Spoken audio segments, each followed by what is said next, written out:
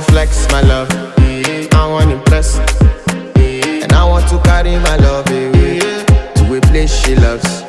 I'm